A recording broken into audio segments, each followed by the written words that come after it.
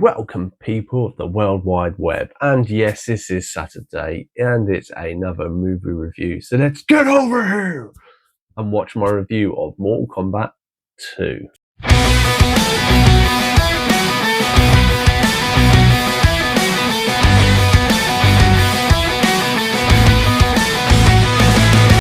Yes, so the video and the film we will be talking about is Mortal Kombat 2. This is a sequel to the 2021 film that was released around the height of COVID, as many people may remember that. So it was a streaming release, there was no cinema release.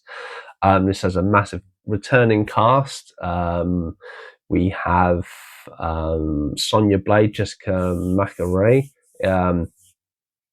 Metcalf Brooks as Jax, Lundy Lin as Liu Kang, returning Josh Lawson as Kano.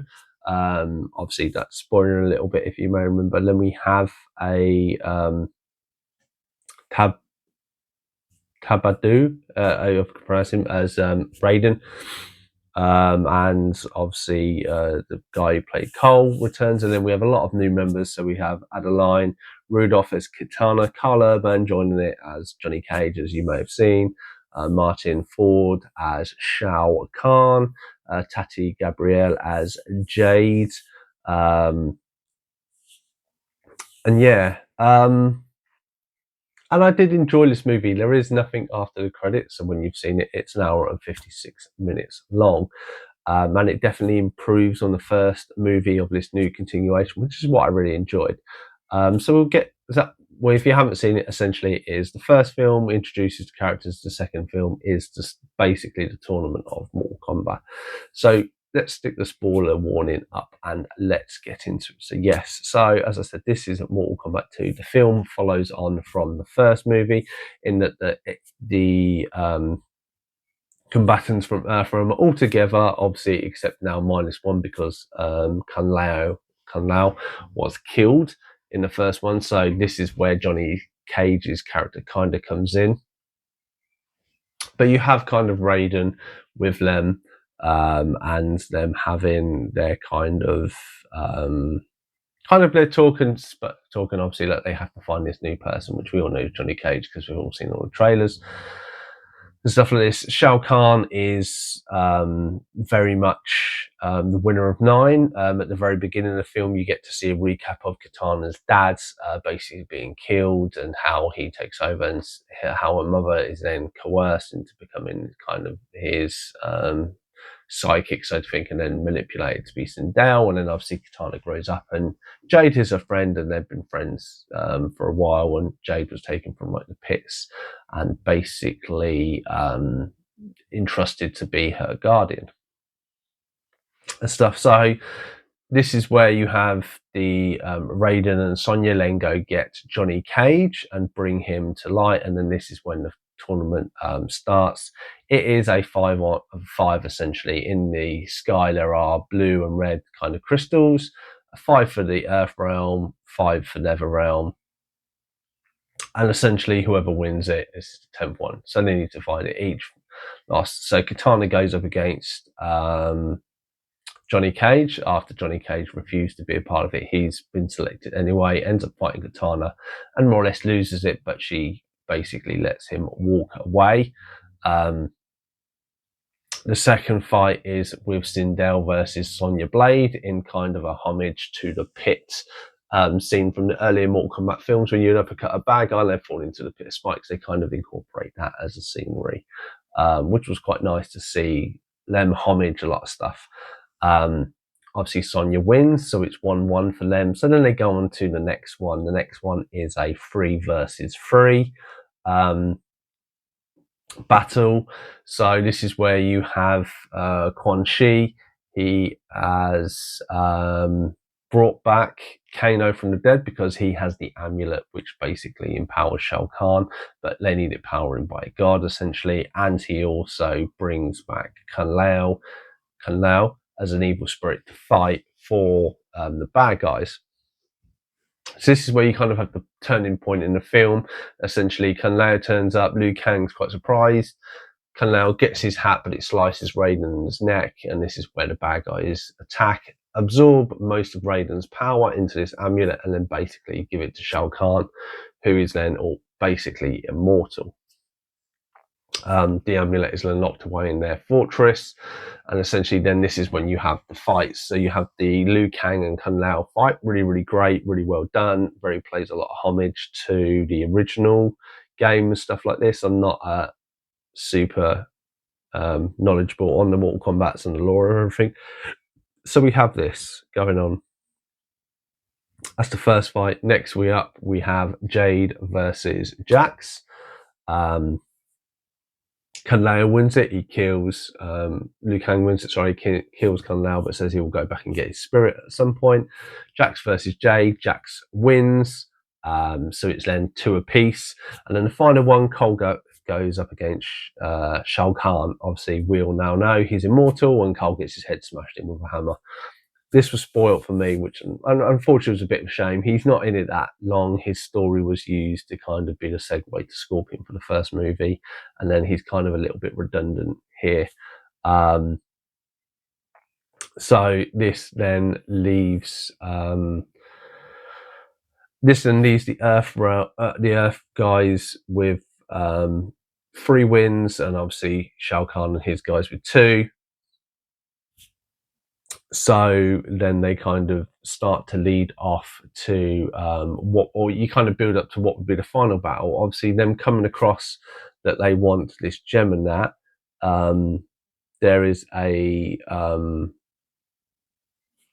they realise it's in Shao Kahn's temple. So basically, all the good guys get together and go to the Baraka homeworld, which they have kind of this pit world, and they basically have to fight Baraka to get into it. This comes what you've seen on the trailer again. Johnny Cage fighting Baraka, which is really good. These two have a really well dialogue and story and stuff, and it's quite funny. And Johnny wins, kind of starts to find a bit with himself because he's very much a lost character throughout most of this, leading up to them getting into the temple itself. Then you have the 4 of them. So you have Jax, Liu Kang, Sonya Blade, and Johnny in there, and then kind of they did a really smart thing of, let's all split up and we'll all go a different way and find it. Next thing we see, they come across the amulet as they go to, as Liu Kang and Jax end up fighting Shao Kahn for it. Noob Saibot, which is the resurrected soul of Sub-Zero, he takes the amulet and then warps to Nether Realm, kind of, and basically to hide away from everyone else. In between this fight, because Shao Kahn is still immortal, he kills Jax.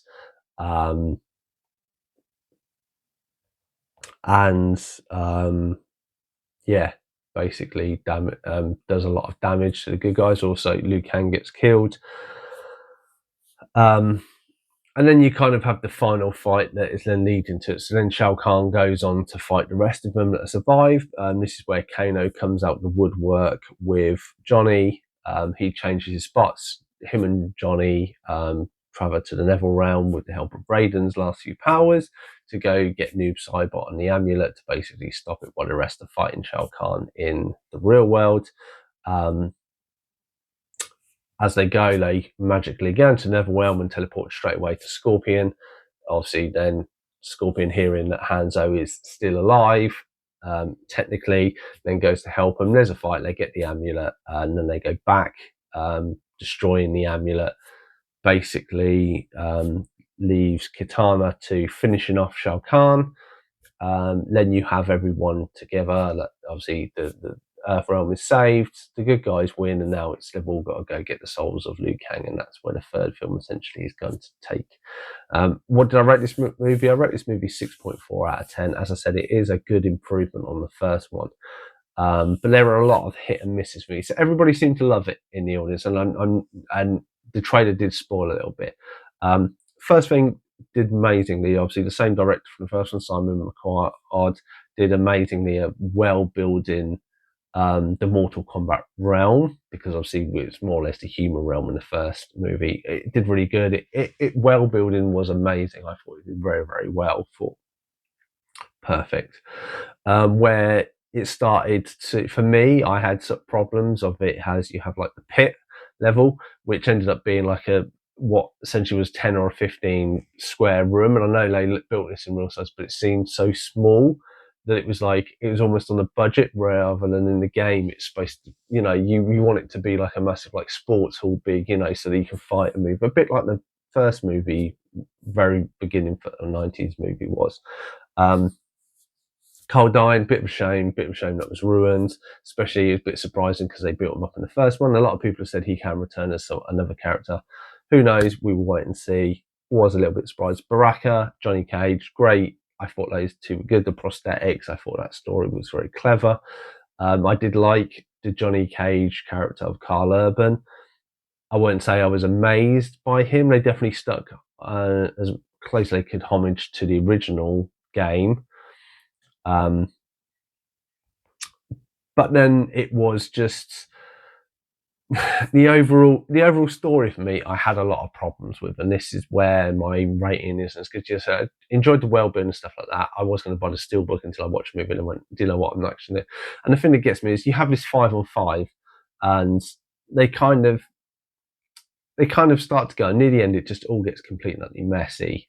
1, 2, you then have this amulet that was then brought out of nowhere.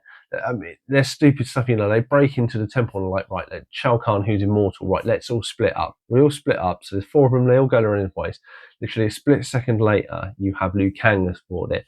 And then the never split second, Jax comes into it. It's like, well, hang on, why have you both magically come to the same point just to get you this amulet?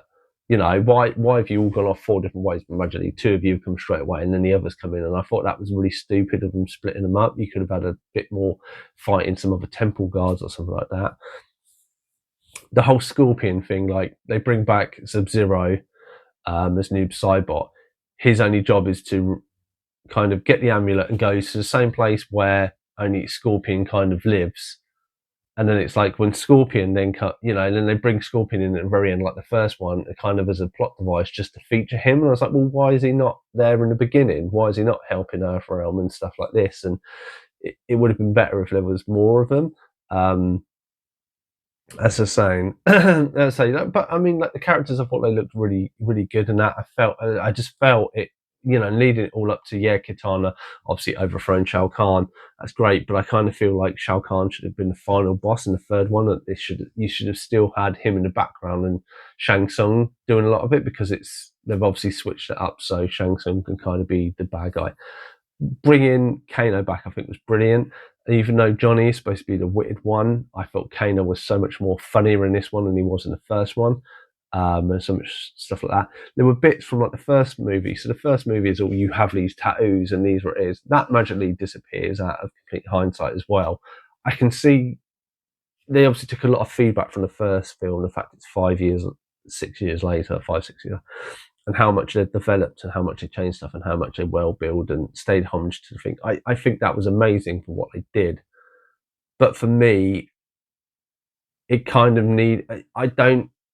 them trying to kill Raiden was fine and trying to find something to relieve him, but having this amulet and having this plot device of making Shao Kahn immortal and stuff like this made it literally like Shao Kahn more or less gets his ass handed to him quite a lot of times. The only reason he ever more or less does anything within it is because he's immortal, which kind of defeats the purpose, I think, of Mortal Kombat, and just isn't as good a warrior. He's kind of almost as good as the general guy from the first one with the hammer. Literally, you could have just had him as it, and I felt he needed to be a bit more of an evil bad guy and a bit more. I mean, he did a few rushes, but he didn't do any of the other moves, and obviously bringing other warriors into this as well, like they had Cabal and stuff like this in the first one, having a few more of those like Nightwolf and stuff like coming in, and having a bit more of a tournament, and more, instead of 5-on-5, have it like 10-on-10 or something, and we get to see like 6 or 7 of the fights, and then you save the last 3 and a little bit for the final movie. But that has been my review of Mortal Kombat 2. Have you seen this movie? What are your thoughts and feelings? Let me know in the comments down below. Also, good to see a Boom as a cameo. Otherwise, I've been Chris from Cypher Screen Time. Thank you for watching this review of a movie, and I'll definitely see you in the next one.